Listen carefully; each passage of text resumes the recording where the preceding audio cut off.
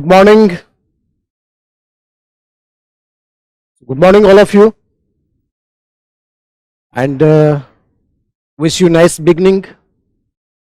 The foundation of becoming an IAS. So it's great to see you here, Rishabh Dev, Supriya, Meet, Ayushi, Zahida, Priyansu, Gautam. Good morning. So it's always great to have a basic foundation before you start your preparation. Most of the students, they prefer not to study NCERT and directly coming to the foundation course. So obviously there are lots of gap in understanding and they face much difficulty in taking the broader perspective of the concept. So my suggestion to all of them that you go through the NCERT along with. But it's good to see you that all of you had mentally prepared to take the copybook style of preparation, which is the most important part of the preparation in the civil services. There is no shortcut. There is only a continuous and meticulous effort on the basis of the stage by stage preparation. So NCERT provides us the best input. So I will start that which NCERT you have to read first. In normal conversation, wherever you find the resources, there is a suggestion that you must start from the class 6th. कभी कभी मजाक में मैं class में बोल देता हूं कि अगर स्कूल में पढ़े होते तो आज ये दिन देखना पड़ता. ऐसा नहीं है. Those who had studied in school and those who restarting the preparation, they all had to go through the NCERT. But in history, my suggestion is you start from the 11th and the 12th NCERT only. 11th and the 12th NCERT, preferably old NCERT, 11th and 12th, old NCERT.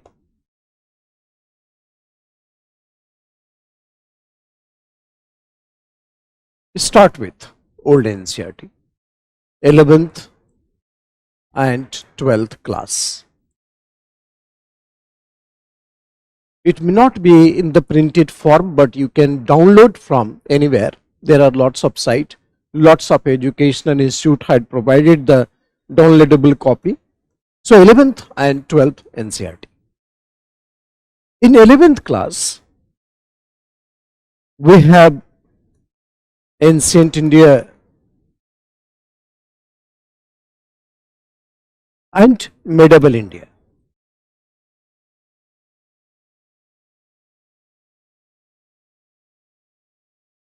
And in 12th class, we have modern India and world history. So this is the only content that we will study, and probably we will finish all these in 65 hours around. 60 to 65 hours around. So let us start that why you taking the early step, because at least in foundation course you will aware about the chronology of the event, some of the basic agreement, treaty, or the causes and the consequences, at least you are aware about the topics and the events. So that will make your task very easier, particularly in the subject like history. So this is a welcome moment that we have started the preparation from the NCERT, and the subject, keeping in view of the length of the subject matter, it's very important that before you enter in the foundation course, you must go through the NCERT. So mode of study in the NCERT will be simplest. Most important information will be connected with the facts. हम लोग information को facts के साथ connect करेंगे और एक interesting ways होगा to start the subject. और हिस्ट्री में सबसे इंपॉर्टेंट चीज is that the interest. If you want to start getting interest in the subject, then your sky is the limit, and there is no need to go for the memorization or the learning, but simply understanding the concept, causes and the consequences, sequential order of the events, and then the facts and other things will add inside automatically. So I preferably I will tell you that there is no facts in the history. आपको ज्यादा याद करने की जरूरत नहीं है, और जो भी फैक्ट्स है we can add in the subject very easily, और वो इवेंट्स के साथ ऑटोमेटिकली फिट हो जाता है. तो ये ट्रिक्स है that we have to keep in mind. Look, you are preparing and you have started preparation for the most powerful position in India, IAS. Enormous power, enormous demonstration, and the capability, this post had capability to change the direction of India, capability to change the whole parameter of India on which the basic imagination of a citizen believe. So therefore, we are preparing for an IAS not to go for the social status or any other dream that you aspire to become a very powerful, but the thing is like that in day-to-day event we come across with many problems in the society, and as a genuine citizen we wanted to solve it and we wanted to contribute in the nation building process, and therefore we are trying to become an IAS. So this power, this position, right, this power and this position is possible by a very meticulous, planned, strategic and advanced learning. So here in NCERT we will try to make the foundation. I hope all of you are aware about the syllabus. In prelims examination, we have paper 1 and paper 2.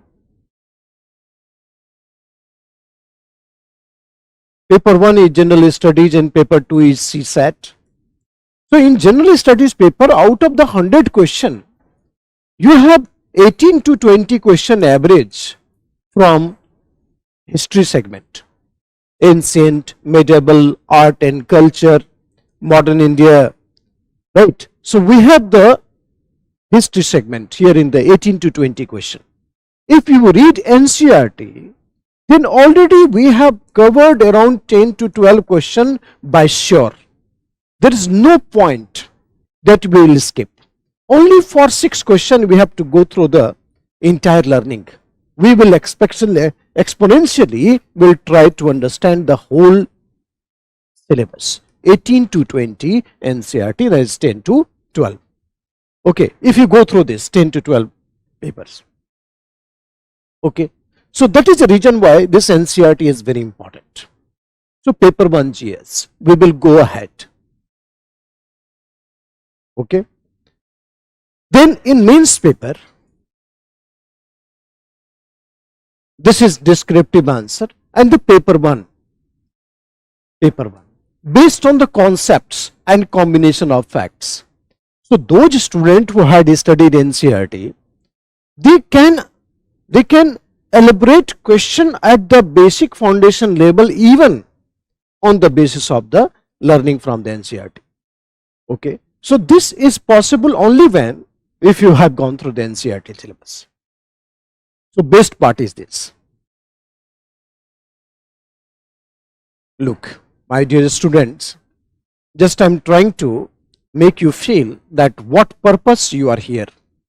I told you are trying to become an IAS, the most powerful position under the India's constitutional network.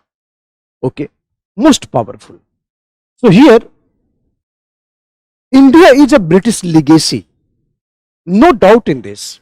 Whatever the institution and function you see today here in our country, everything is based on the British legacy. Even our constitutional things, constitutional facts based on British legacy. Okay, India is a powerful country. India was a most admiring country in the world. हम लोग NCERT में पढ़ेंगे, in ancient India, India was known as golden bird, right? और ध्यान रखिएगा कि ये सारा जो लर्निंग है NCERT का, it is not only helpful in UPSC, but it is helpful in entire competitive examination. जो भी आप देना चाहते हैं और NCERT के लेवल के क्वेश्चन आते हैं, तो then you can go through with that competitive examination as well. So this course had a very significant feature.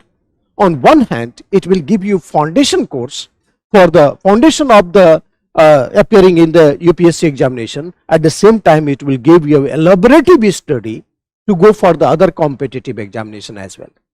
So this is a knowledge enhancing opportunity. So Ramjan, I have made your point very clear that competitive examination you can cover all together, any competitive examination, whatever the question come from the history, by reading NCERT will be in position to hit the examination. Okay, so this course is not important only for those who are aspiring for UPSC, but anybody aspiring to get the government services, get into the competitive examination. This is very important segment. Okay, so come back to this. India is a British legacy. I told you in ancient India, India was known as golden bird because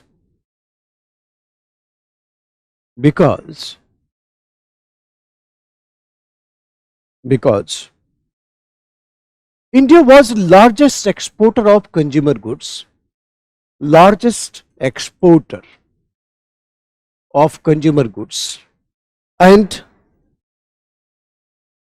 largest and the importer of luxurious goods. This is the balance of trade. Consumer goods आप समझते हैं ना, daily to daily use में जो इस्तेमाल होता था, consumer goods, and luxurious goods for the high grade, high quality persons that who had admiration for the foreign product.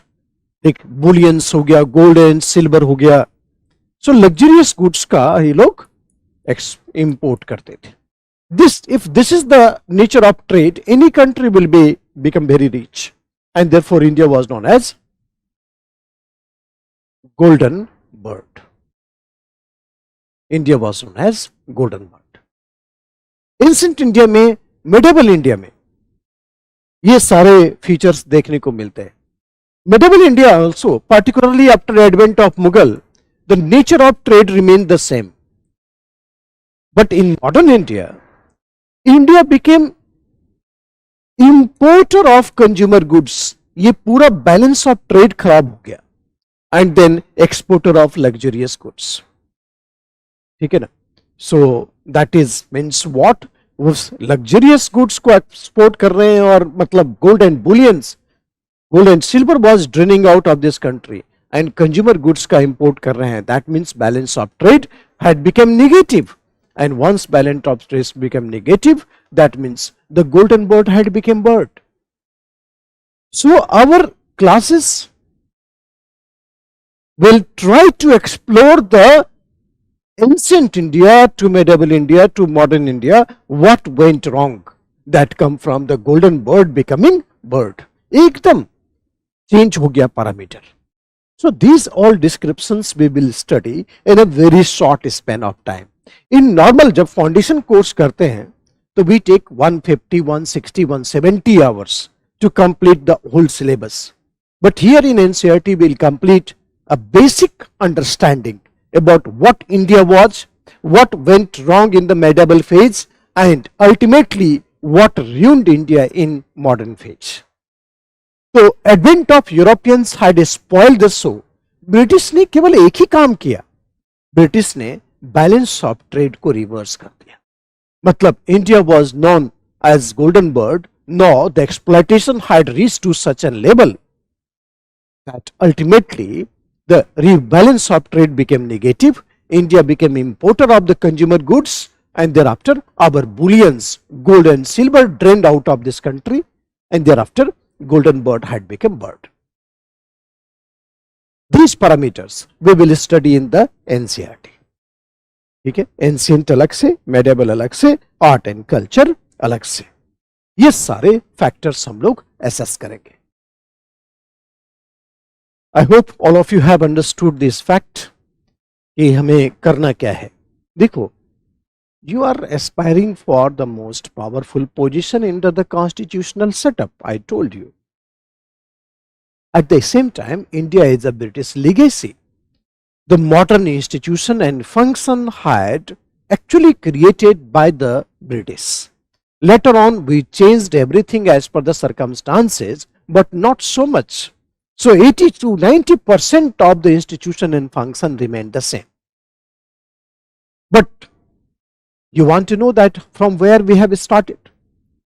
जब इंडिया में ईस्ट इंडिया कंपनी का रूल हो गया, East India company started ruling over India, so obviously इसका consequences था कि no India became a classic British colony.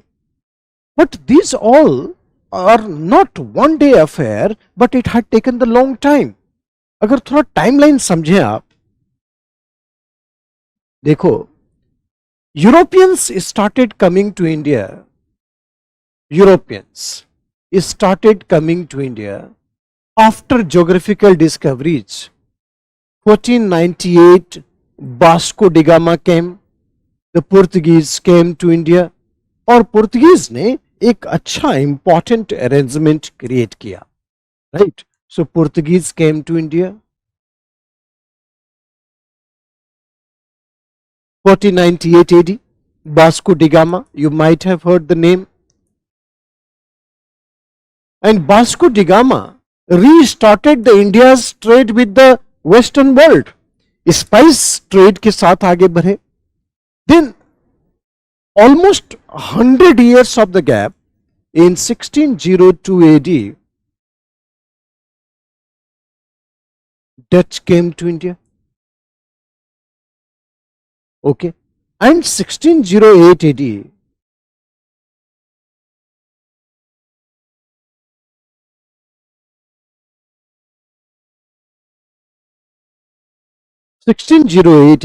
English came to India. So 1498, 1602, 1608, English came to India. Portuguese, Dutch, English. Okay. So English came almost 110 years later than Portuguese. 110 years of the gap later than Portuguese. But despite the fact that English had a Portuguese had advantage, Portuguese lost. हम लोग देखेंगे कि what factors that forced Portuguese to lose India and what factors that created the background for the English ruling system in India. तो 1608 में English आया, east India company for trade and commerce. एक बात दिमाग में रखनी है, हम लोग पढ़ेंगे एनसीईआरटी में, that East India Company did not came to India with the objective of becoming the political power. It is circumstances in India persuaded Britain to aspire for political power. So East India Company did not came India with the objective of becoming the political power, but circumstances in India persuaded East India Company to aspire for political power. इस political power को enjoy करने का और इसको एक bracket में लाने का काफी बड़ा इंपॉर्टेंस था. Okay, 608 AD, company came, and company remained as trading organization. Company remained as trading organization till 1757. इस 150 years में आपने नाम सुना होगा battle of Plassey. Battle of Plassey in 1757, it transformed a trading organization into political power, because after battle of Plassey, English had captured the Bengal, right? So this is the first political conquest in India. So you can see how much time English had taken to convert into political power from a trading organization. I told you that East India Company did not came to India with the objective of becoming political power, but it is circumstances in India persuaded company to aspire for political power. Okay, so circumstances 1757, और इसी को बोलते हैं बच्चे, this is beginning of colonialism. 1757 when company captured Bengal, this is the beginning of the colonial phase in India.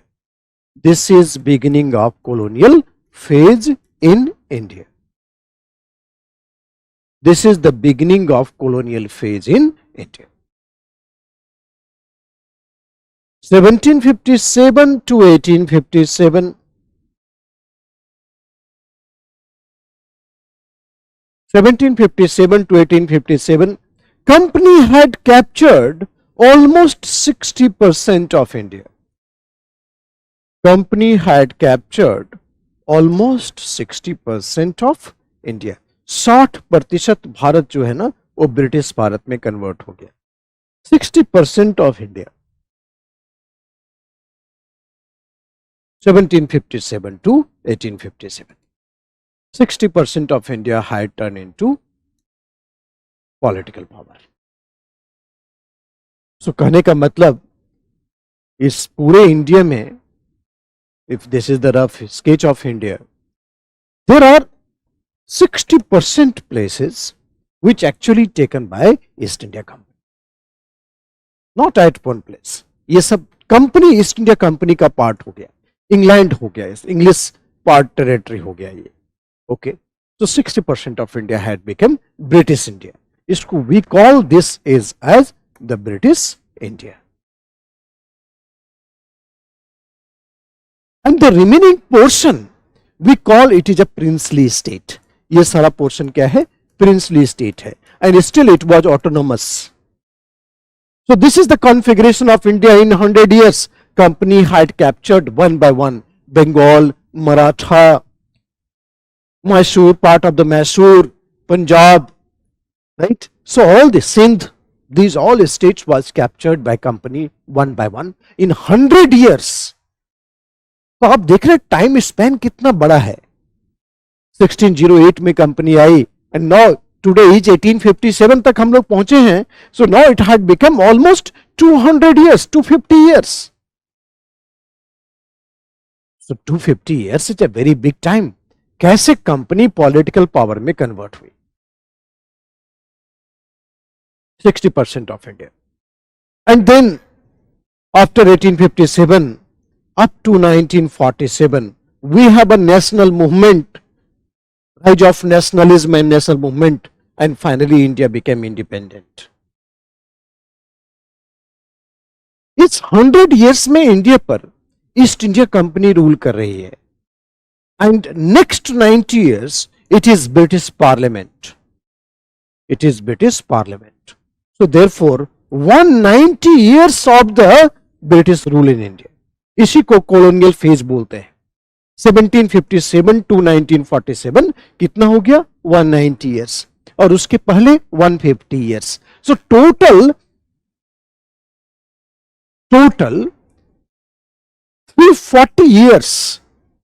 340 years there was English rule in India. 340 साल English rule in India. Okay. So this is English medium class. So you have 90% of the conversation will come in English, Ramjan. Right? I hope it is comfortable to you, because we have a separate Hindi medium class and separate English medium class. And English normally 90%, and in common conversation we will go with the Hindi if at all needed. Fine. But all the content, all the deliveries, all the analysis will be in the English medium. Fine. I think it's all comfortable to you. हम लोग बातचीत normal कर सकते हैं हिंदी में, but content जो होगा ना सब्जेक्ट का, it will be in totally English. हाँ, कोई अंडरस्टैंडिंग के लेवल पर इशू आ रही है तो फिर will go in Hindi also. We speak double, but most of the time it will be in English. Okay, so through 40 years of the English relation with India, in which 190 years is called colonial phase. यहां पर देखो बच्चे, 1757 में India was known as golden bird, right? Golden bird because of its material prosperity. आज आप जो भी India का जीडीपी समझते हैं, but that time 25% of the world's GDP, मतलब दुनिया की 1/4 economy, 25% of the world's GDP was the India GDP. You can understand the power, economic power of this country. आप ऐसे नहीं थे विश्वगुरु. Ancient India, medieval India was a glamorous phase of Indian history, where we have dominated in the world economy. 25% of the world GDP alone constituted by India. So nothing wrong. Very prosperous. P for peasant, P for prosperous. Right? So, India's contribution. 50% of the world's demand of handicraft. उस समय पूरी दुनिया में handicraft था. Industrial revolution हुआ नहीं था, machine made production नहीं आया था. 50% of the total demand of the world's handicraft, it was alone supplied by India. So you can understand that how beautifully we have dominated in the world's trade. तो आप imagine करिए, why not India should be called as a golden bird. But the next 190 years, because of the British policy, everything had changed. Most prosperous country became the most impoverished country. Recently एक शशि थरूर की किताब आई है, An Era of Darkness. आप उसमें देखेंगे काफी सारे data इस बात को प्रूव करते हैं कि कितना प्लंडर था इंडिया से. Recently, our foreign minister S. Jaishankar, he also pointed in the Indo-Europeans debate that 45 trillion economy was plundered from India during the British rule in India. 45 trillion. So you can imagine that this country had lost everything because of paying the price of British rule. So all these things we will study in our NCERT batch. So basic connection will be established. एक शानदार understanding develop होगा, and then on that very basis we move to the advanced level which is required to hit the examination. तो ये तरीका होता है बच्चे, इसको इसलिए इस कोर्स का काफी इंपॉर्टेंस है.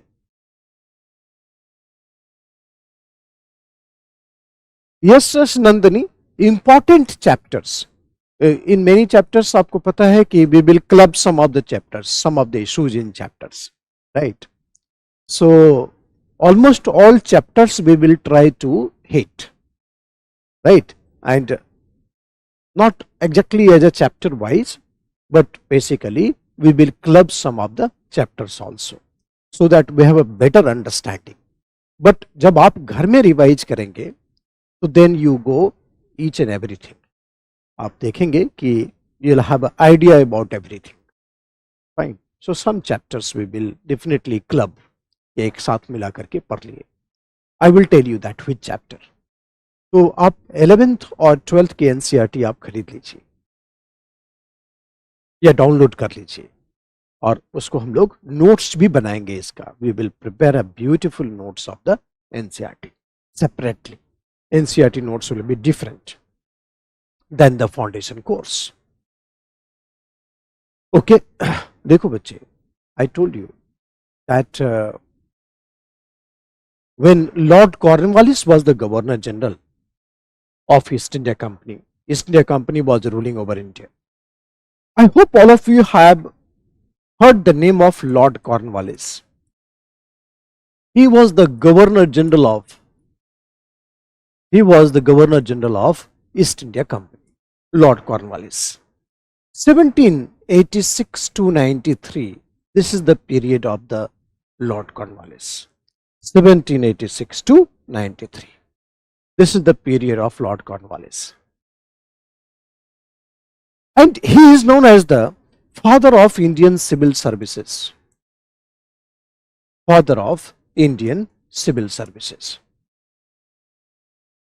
Because he separated revenue administration, I will tell you why I am writing this, revenue administration with general administration.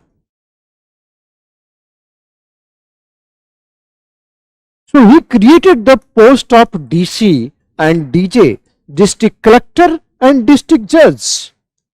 So it is the Lord Cornwallis who coined the term collector, DC and DJ.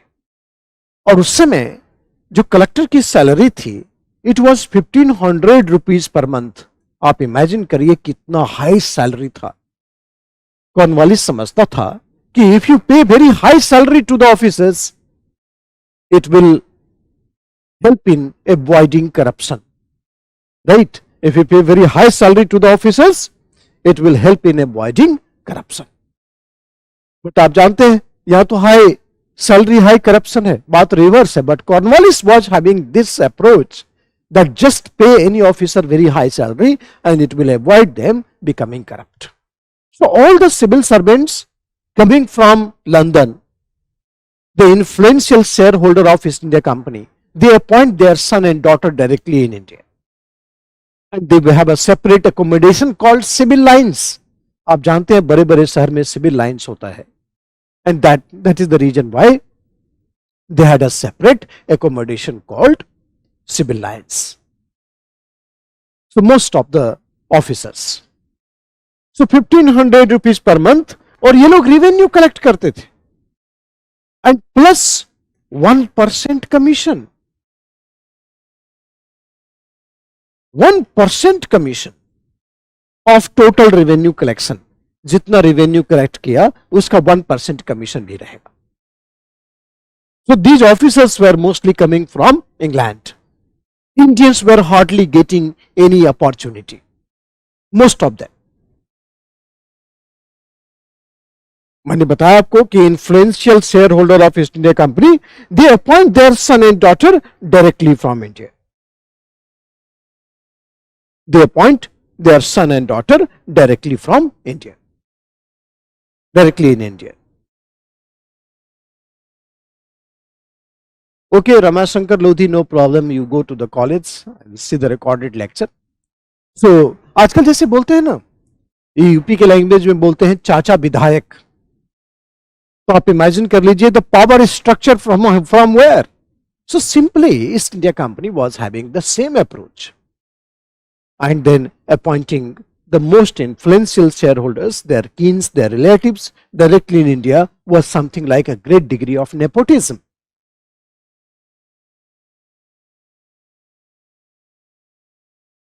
In 1853,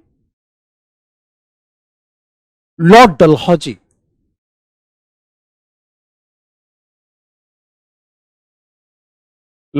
he was the Governor General. इस तरह से period भी लिखते चलेंगे इसका ताकि आपको याद रह जाए. 1848 to 1856, Lord Dalhousie was the Governor General and he introduced the examination system. He introduced the examination system. Examination London में होता था and Indians were permitted to appear in examination. 20 years maximum age limit. So many Indians, they decided to send their sons and daughters to London. They were doing coaching. They take admissions in the coaching to prepare for the civil services.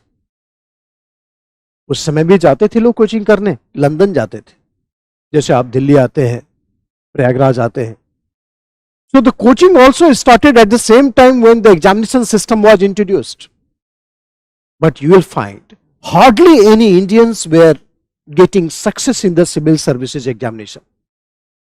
20 years of examination, only 4 Indians had qualified. Only 4 Indians. Satyendranath Tagore, Surendranath Banerjee, R.C. Dutt and Lal Bihari Gupta. These 4 Indians had hit the examination in the last 20 years. तो आप imagine करिए कितना difficult था entry. Okay, they all 4 were Bengalis. So Bengalis had a great potential to contribute in the educational panorama of this country. Bengalis had a great contributor. और इसलिए when Indians started entering in the examination in the civil services and getting success, it was not good for the health of British government. Not at all. Because the post of ICS was backbone of the British exploitation, British colonialism. If Indians will enter in that services, obviously it is not good for the health and the interest of the British government. So age को घटा करके 21 से 19 कर दिया, maximum age limit. अब 19 years में कौन Indians भेजना चाहेगा अपने बच्चे को England? So British was trying to discourage Indians of entering in the examination. This is a high degree of discouragement. And then Indians started the movement, age बढ़ाओ, age बढ़ाओ. ब्रिटिश गवर्नमेंट ने respond किया, as increase किया और आज तक लगातार increase करता जा रहा है. अब तो 30-32 हो गया. जब तक जिंदा रहेंगे तब तक एग्जाम देंगे. So, legacy. I hope you might be knowing about the Subhash Chandra Bose. Subhash Chandra Bose, he got 4th rank in ICS. 4th rank in ICS. Subhash Chandra Bose. 4th rank in ICS. Highest.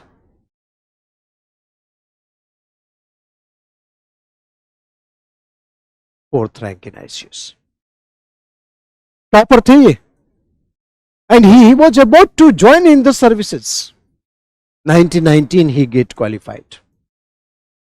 He was about to join the services, but he get in touch with the Gandhiji, and then he resigned from this elite services, and then he joined the Gandhi's national movement. So the legacy of this ICS became an IAS in the modern India. Okay, legacy, and that is the course that you have joined, the aspirations that you have made. Okay, so my dear students, why I have told you this story and the journey of an ICS. Okay, just because to inspire you, admire you, that not only India is a British legacy, but this post is also a very important part of the British legacy. Like the way ICS was the steel pillar of British government, similarly, the post of an IAS is also a steel pillar of the modern Indian governance. So without this post, there is nothing and no structure and the function can exist as per the requirement. if India had to move in the 21st and 22nd century to become the global power on this earth, this post had to derive the path of development, progress, and ultimately the achievement. Okay. So therefore, if you are getting so much of the strength, so much of the power structure in this post, the difficulties to achieve this power structure is also very difficult. So that is the reason why we have a most difficult course curriculum syllabus in UPSC. Okay. Many students, they keep asking that what is need of his study, we want to become an IAS, then why it is need of practical need of the study of history, geography, economy. My dear, this is your not preparation time, this is your training time. This syllabus is derived with the utmost difficulty because you have potential, you have nerves, you have patience, you have energy to overcome so many difficulties at a time to achieve your objective. So that is the reason why sky is the limit of this syllabus, this examination. So this is your training time that we are putting the best personality, best brain who can handle the multiple problems at a time. And thereafter, only when you are eligible to run this country. So this is not only a subject study which you look like a useless study. This is your training time. You have given the task that, come on my students, this is your subject, read it, and whether you can qualify and hit the examination, that means you know how to handle the many problems. Okay, so therefore design yourself. There is called planning and strategy, and that thing we will start since day one, and then the approach should come from the first, that is study of NCERT. So my suggestion in history, don't go for the class 6th, start directly from the class 11 and the 12th. Okay, old NCERT. Something which is there in the new NCERT, we will go in the foundation course. So I am not giving you too much of the stress and the load, but simply in this course curriculum, we will complete the old NCERT, and something from the new NCERT I will add myself in the classroom. So thereby you will relieve from the double dose of the NCERT, because you have to preserve your time, you have to preserve your energy to start the foundation course. So the label we will keep only 11th and 12th, right, and label not go beyond anything beyond the NCERT, because in foundation course slightly we will go with more enhanced conceptual clarity. Okay, so the broader information of the syllabus. Ancient India, you will find the first 4 chapters is basically introductory in nature. What is India's history, what is India's geography, how geography shaped the history of India. That is a very fascinating thing to watch. Geography of any country will shape the history of any country. Shape the history of any country.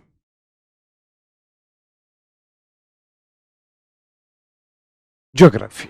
So what is impact of geography of India in shaping the Indian history? This is a very curious thing. अगर हिमालय नहीं होता, अगर Indian ocean नहीं होता, India की maritime access नहीं होती, Indo Gangetic plane नहीं होता. So these things we will start and we will study in the first 2-3 chapters.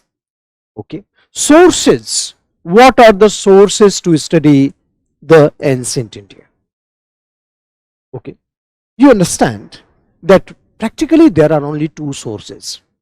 One is the archaeological sources, second is the literary sources.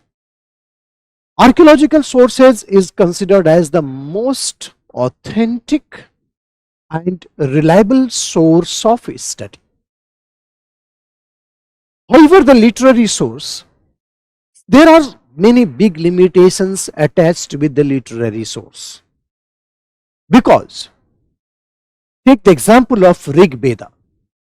Rig Vedic hymns was heard by the Rishi from God,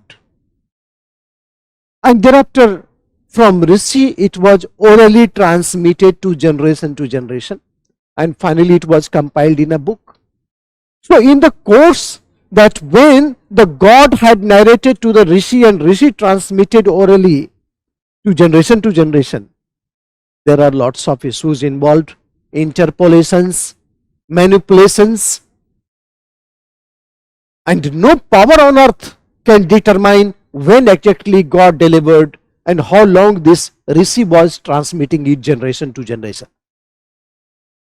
So that is the reason why study of Rig Veda, study of Mahabharata, study of Ramayana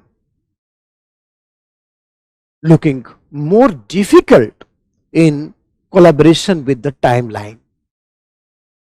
And therefore, literary sources had certain limitations. Therefore, only reliable source is archaeological source. Right? And some folk tales, Nani ki kahani, that is also become one of the most important source of the Indian history.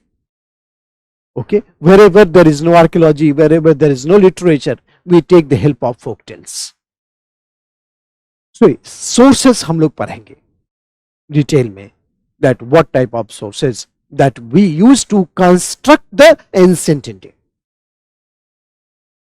Okay, timeline define करेंगे कि ancient, medieval, modern. So देखो बच्चे, ever since man became human, एक evolution का phase है. Man became human, और दुनिया में इसमें कोई डिबेट नहीं है कि app ancestor of human. Man evolve from app, app से मैन बना, मैन से ह्यूमन बनने की कोशिश में है. So ever since Darwin wrote a book about the origin of his species and the ape ancestor of human, there is no debate in reconstructing it. So ape ancestor of man, and man became human. So we can start history from here. Ever since the species come on this earth called Homo sapiens. हम लोग क्या है? Homo sapiens है. So this species is basically called social animal. Only human is known as social animal. Right? And therefore, once the society formed, history also reconstructed. So we start studying the history ever since the man became human. That is social, that is Homo sapiens came into existence. और यहां से लेकर के 750 AD तक, 750 AD तक we call it is ancient India.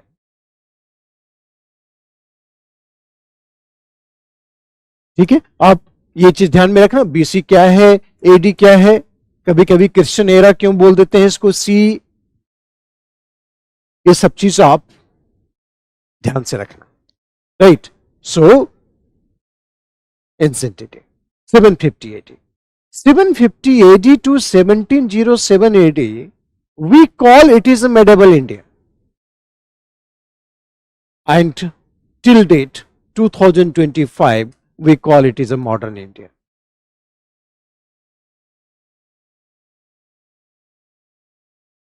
So we have the three segments of history: ancient, medieval, modern.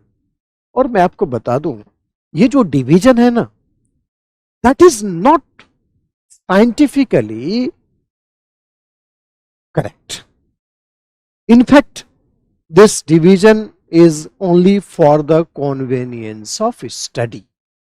Coaching वाले ने university वाले ने, अपने डिपार्टमेंट वाले ने अपने स्टडी को कन्वीनियंट बनाने के लिए this division has made. Because आप समझिए 750 AD, early morning when you got up 1 जनवरी, अरे ये तो मेडिवल इंडिया आ गया।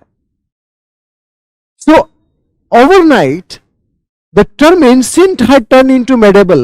That is exactly not possible. If you want to go for the social change, if you go for the economic changes, political changes, all changes is in the due course of very long time. So overnight the term ancient could not be defined in terms of medieval, and medieval will not be defined in terms of modern. So therefore the changes is continuous, right, with respect to time. So history is basically a continuity and change without any formal categorization. So these are the problems with the chronology. हम लोग इसको arrange करेंगे ancient India कि what are the dynasties. देखो पुराण आप जानते हैं ना, पुराण it is a religious literature. There are 18 Purans. जितने modern thinker हैं, they all criticized Puran, from Vivekananda to Raja Ram Mohan Rai or Dayanand Saraswati. Those who are the stalwarts of Indian Renaissance, उन लोगों ने पुराण को काफी ज्यादा criticise किया, right? According to them, the Puran had created mysticism in society.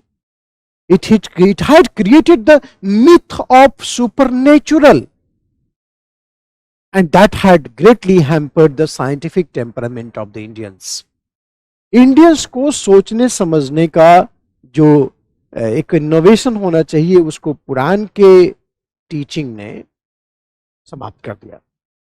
Okay, so according to them it had greatly hampered the scientific temperament of the Indians. But Puran is very important for understanding the genealogy of the kings, dynasties.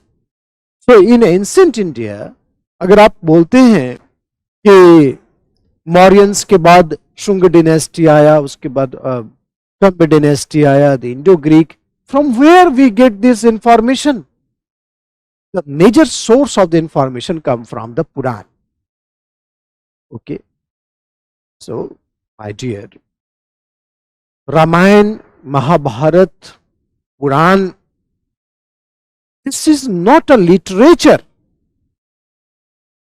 Literature can be fiction, but this is a nation's history, and history can never be fiction. But only problem is that we have incoherence in arrangement of the Ramayana, Mahabharata and the Puran.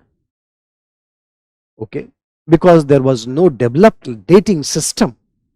Literary trends had developed much later. Oral transmission had many limitations. But don't call it is a literature. Literature can be fiction, mythical, but history can never be fiction. So we draw lots of calculation, lots of analysis in defining the moment called ancient India. So Quran, that's 18 Puran that we have, it gave genealogy of the kings, dynasties. For example, बोलते हैं ना कि total Mauryan rule is around 137 years. कहाँ से information आया? पुराण से आया. In which 90 years was attributed to Chandragupta Maurya, Bindusar, Ashoka. 90 साल तक इन लोग तीनों ने शासन किया था, great Mauryans, and 47 years later Mauryan state had collapsed. ये सारा जो सिस्टमैटिक अंडरस्टैंडिंग है, from where we get this understanding, this all is based on the study of the Puran. So despite the fact that many modern thinkers, those who believe in the Vedanta philosophy, those who understand the Upanishadic thought, they had all rejected the Puran. But at the same time, it is a very important source of Indian history. And we arrange the chronology of the history according to that understanding. Okay. So that is called sources. और उसके बाद हम लोग dynastic history पढ़ेंगे, political history, social cultural history, सारे चीज जो possible जितना भी है. So around 60 to 65 hours. Okay, 60 to 65 hours.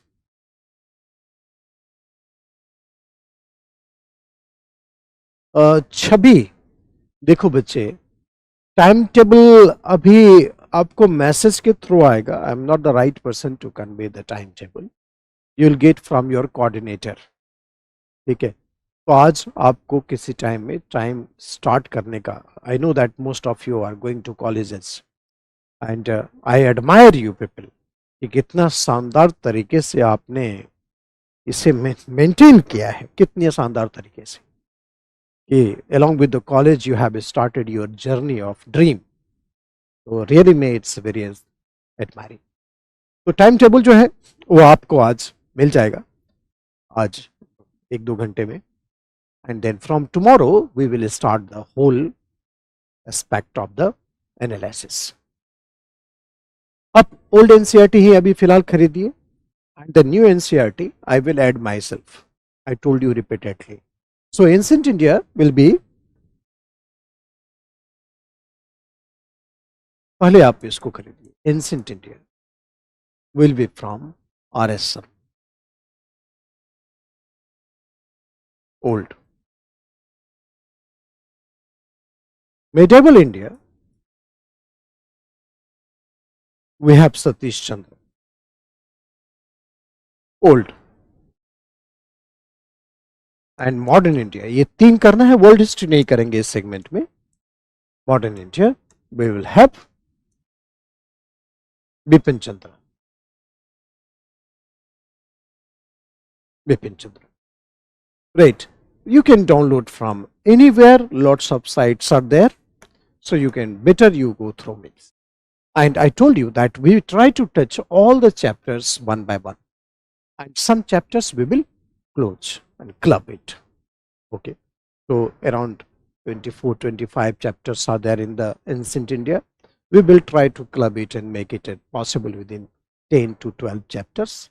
So 20 to 25 hours we will give through the ancient and similarly medieval and then modern.